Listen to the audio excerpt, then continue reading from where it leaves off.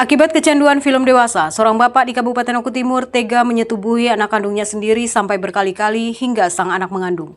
Peristiwa keji tersebut berlangsung hingga bertahun lamanya sampai menimbulkan trauma mendalam bagi korban. Peristiwa memilukan tersebut dialami seorang anak yang sekarang menginjak usia 19 tahun.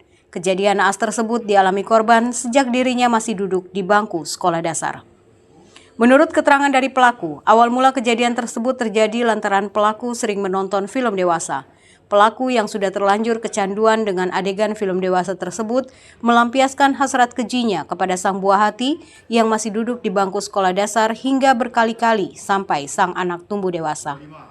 Perbuatan bejat pelaku pun akhirnya terbongkar setelah sang anak mengaku kepada ibu kandungnya lantaran sang anak tersebut mengandung. Kejadian tersebut terjadi